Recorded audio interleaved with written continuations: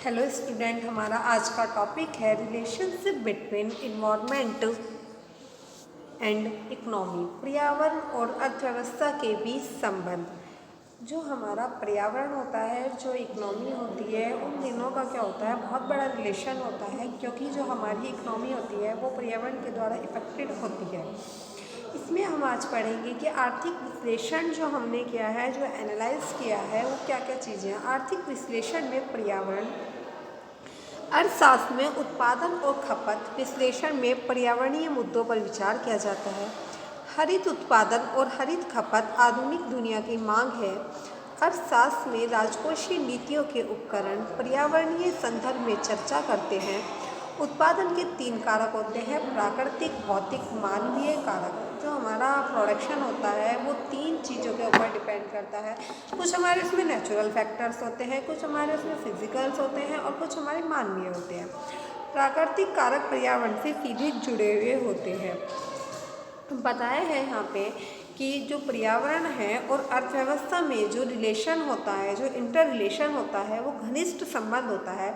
पर्यावरण का प्रभाव आर्थिक क्रियाओं पर पड़ता है। जो हमारा इकोनॉमी होती है उसके ऊपर भी क्या पड़ता है, इसका प्रभाव पड़ता है, क्योंकि पर्यावरण ही आर्थिक क्रियाओं के लिए महत्वपूर्ण संसाधन उपलब्ध कराता है। जो हमारा इन्वायरमेंट होता है, हम जो भी इकोनॉमिक एक्टिविटीज़ करते हैं उनके लिए हमें सोर्सेज प्रोवाइड कराता है। जैसे कि हमें कहीं पे एग्रीकल्चर की ज़रूरत पड़ेगी अपनी इकोनॉमी को डेवलप करने के लिए, हमारे यहाँ पे जितना ज़्यादा प्रोडक्शन होगा हम उसका एक्सपोर्ट करके ज़्यादा से ज़्यादा क्या कर सकते हैं, अपने यहाँ पे इनकम कर सकते हैं। इनकम करके हम उससे अपने देश को डेवलप्ड कर सकते हैं। इसके अलावा हमारे यहाँ पे इंडस्ट्री एरिया ज़्यादा से ज़्यादा होंगे तो उसमें हम क्या कर सकते हैं, ऐसी कुछ चीज़ों का प्रोडक्शन करें जो चीज़ें क्या हो सके, दूसरी कंट्री के पास अवेलेबल ना हो। यदि वो दूसरी कंट्री के पास अवेलेबल नहीं होंगी तो वो हमारे से उस चीज़ को लेंगे, उससे भी हमें बेनिफिट हो सकता है। हमें ऐसा करना चाहिए कि हमें मैक्सिमम से मैक्सिमम क्या होना चाहिए, अपने यहाँ पे प्रोडक्शन करना चाहिए, जिससे कि हम क्या कर सके, दूसरी जो कंट्री है उनके ऊपर जो डिपेंड है वो कम हो सके। तो उसमें हमारी जो एक इन्वायरमेंट होता है वो भी क्या करता है, इकोनॉमी को डेवलप्ड करने में अपना क्या करता है, इम्पोर्टेंट रोल निभाता है। किसी भी इकोनॉमी के डेवलपमेंट में इन्वायरमेंट की क्या होती है, बहुत बड़ी भूमिका होती है। इसी प्रकार अर्थव्यवस्था की विभिन्न आर्थिक क्रियाओं के माध्यम से पर्यावरण को प्रभावित होता है। यह संसाधनों का उपयोग करती है और पर्यावरण को प्रदूषित भी कर सकती है। ये जो संसाधन होते हैं कई बार हमारे जो इन्वायरमेंट है उसको प्रदूषित भी करते हैं। जैसे कि आप देखते हैं कि जो हमारी इंडस्ट्री होती है उनमें क्रैकर्स बनते हैं या कोई ऐसे प्रोडक्ट बनते हैं जिनसे क्या होता है, पॉल्यूशन बहुत ज़्यादा होता है। तो जब उनसे बहुत ज़्यादा पॉल्यूशन होता है तो उसका जो इफ़ेक्ट होता है हमारी अर्थव्यवस्था के ऊपर भी, उसका एक तरीके से इन्वायरमेंट को प्रदूषित करती है। और जो जिसके कारण लोग बीमार हो जाते हैं, वो सही ढंग से काम नहीं करते या अपने काम पे नहीं जा पाते। ठीक है, इंडस्ट्री से निकलने वाला धुआं, जहाँ पे लोग श्रमिक प्रोडक्शन कर रहे थे किसी चीज़ का, उसमें कुछ मशीनें ऐसी हैं कि जिसके कारण उनको क्या हो सकती हैं, डिसीज़ हो गई हैं। उन डिसीज़ों के कारण क्या हो रहा है, वो वहाँ पे काम नहीं कर पा रहे। तो ये चीज़ें भी हमारे जो होता है इन्वायरमेंट को इफेक्टेड करती है। कई बार जो इंडस्ट्री एरिया होती है वहाँ से निकलने वाला क्या होता है, बेकार जो दूषित जल होता है वो भी क्या होता है, हमारे इन्वायरमेंट को इफेक्टेड करता है। तो जो हमारी अर्थव्यवस्था को डेवलप्ड हो रही है उससे कई बार हमारे पर्यावरण को एक झटका लगता है, जिसके कारण क्या होता है, हमारा पर्यावरण दूषित हो जाता है। ठीक है, हम क्या कर रहे हैं, अपनी इकोनॉमी को डेवलप्ड करने के लिए कई बार करते हैं, पेड़ों की बहुत ज़्यादा कटाई कर देते हैं। ठीक है, कागज़ बनाते हैं उसके द्वारा, तो वो चीज़ भी हमारे पर्यावरण को कहीं ना कहीं प्रभावित करती है। पर्यावरण को प्रभावित करने वाले ऐसे कई घटक हैं जिसके द्वारा क्या होता है, पर्यावरण बहुत ज़्यादा दूषित हो जाता है। अब इसमें है जो सेकंड है कि पर्यावरण के विश्लेषण में जो है अर्थशास्त्र कहाँ कहाँ तक इम्पोर्टेंट है।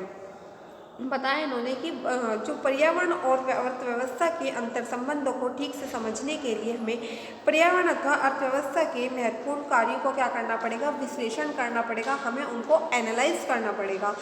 पर्यावरण संसाधन उनके आवंटन और उपभोग योग को उनके आर्थिक लागत लाभ के संदर्भ में माना जाता है कि उनका जो अलॉटमेंट होता है और जो फैक्टर्स होते हैं उनके उपयोग से क्या होता है, आर्थिक लागत लाभ के संदर्भ में माना जाता है। मांग और आपूर्ति, आपको पता है जो डिमांड और सप्लाई होती है वो एक दूसरे से क्या होती है, रिलेटेड होती है।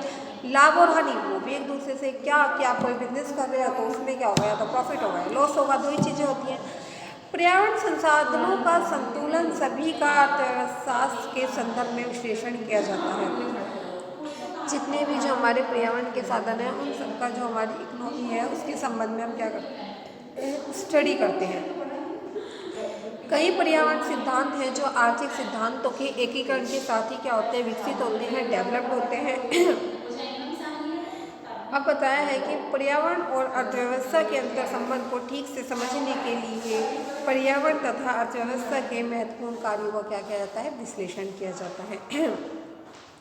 अर्थव्यवस्था के महत्वपूर्ण कार्य, दो कार्य बताए गए हैं। एक तो बताया गया है प्रोडक्शन ऑफ गुड्स और सेकंड बताया गया है उनका कंज्यूम करना। देखो प्रोडक्शन ऑफ गुड्स और कंज्यूम वे भी दोनों एक दूसरे से रिलेटेड है।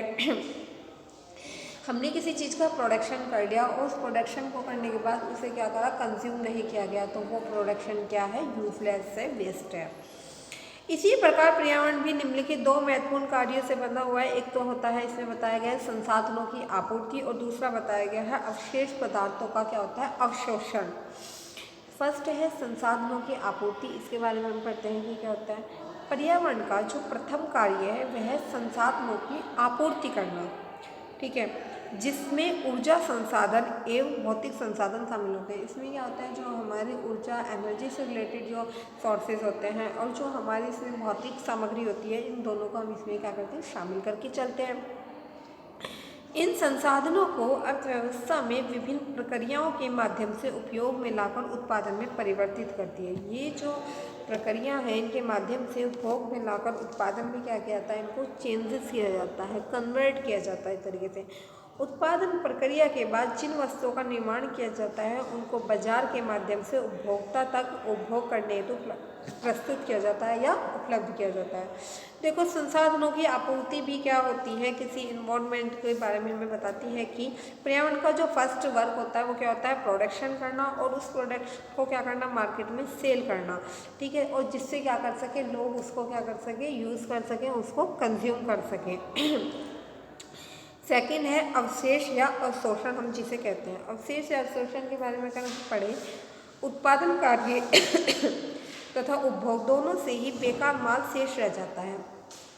जो हमारे उत्पादन कार्य हैं तथा उपभोग दोनों से ही हमारा जो बेकार माल होता है वो शेष रह जाता है। क्या कि हम जब भी कोई प्रोडक्ट बनाते हैं तो उस प्रोडक्ट में से क्या होता है, कुछ ना कुछ हमारी वेस्टेज जरूर निकलती है। ऐसा नहीं है कि हम कोई भी प्रोडक्ट बनाए उसमें वेस्टेज ना आए। पर्यावरण का जो द्वितीय कार्य होता है उत्पादन एवं उपभोग से बचे इन बेकार पदार्थों को क्या होता है, अवशोषित करना होता है। जो पर्यावरण होता है, देखो जो आप किसी इंडस्ट्री में जाते हैं वहाँ पे प्रोडक्ट बनते हैं, उस प्रोडक्ट से क्या होता है, कुछ बेकार का सामान भी निकलता है। तो जो हमारा इन्वायरमेंट होता है, जैसे कि पानी निकला, उस पानी को क्या हो गया, वो नदियों में बह गया, तो वहाँ से क्या हो गया, उसको उसने अवशोषित कर लिया, ठीक है। जो हमारे यहाँ पे धुआं निकला, वो धुआं क्या हो गया, पॉल्यूशन में मिल गया, तो वो उसमें अवशोषित हो गया। तो पर्यावरण क्या करता है, इनको अवशोषण का काम करता है। पर्यावरण का जो सेकंड कार्य होता है उत्पादन एवं उपभोग से बचे इन बेकार पदार्थों को क्या होता है, अवशोषित करना होता है।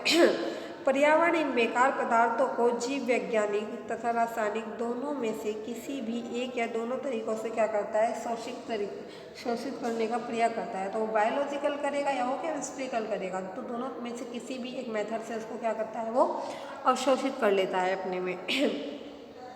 लेकिन चिंतनीय बात यह है कि इन व्यर्थ पदार्थों को समाप्त कर पाने की पर्यावरण में एक सीमित क्षमता ही होती है।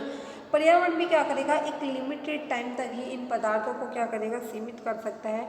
फलतः जब व्यर्थ पदार्थ पर्यावरण की क्षमता के अनुपात में अधिक तेज गति से और अधिक मात्रा में निकलते हैं, ये जो व्यर्थ पदार्थ है ये पर्यावरण में क्या करेंगे, अधिक तेज गति से निकलते हैं, तो इसके साथ क्या होता है, ये प्रोडक्ट बहुत ज़्यादा नुकसानदायक भी होते हैं और अधिक मात्रा में निकलते हैं। तब ये पर्यावरण इन्हें पूरी तरह से नष्ट नहीं कर पाता और पर्यावरण इनसे दूषित हो जाता है, जिसके परिणाम स्वरूप यह पदार्थ जल, वायु, भूमि आदि में मिश्रित होकर क्या कर सकते हैं, पर्यावरण को दूषित कर देते हैं। इस प्रकार मानव प्राकृतिक पर्यावरण में उत्पादक कार्य, जो प्रोड्यूसर होता है, जो कंज्यूमर होता है और जो डीकम्पोजर होता है, विघटित घटक जिसे हम कहते हैं, ये तीनों ही जीवाणुओं द्वारा संशोधित करने वाले होते हैं। इसलिए इस व्यवस्था में जब तक सभी घटक, सभी फैक्टर्स अपनी अपनी जगह नियमों का उल्लंघन किए बगैर कार्य करते रहे तो यह पारिस्थितिकी व्यवस्था बनी रहती है तथा इसमें कोई क्या होता है, ऑब्स्ट्रक्शन नहीं होता। तो इन सब जो फैक्टर्स होते हैं इनको ध्यान रखना चाहिए कि हमें कैसे इनका यूज़ करना है, कैसे इनका अनयूज़ नहीं करना है। ये सारी चीज़ें हमारे ध्यान रखने योग्य है। Thank you.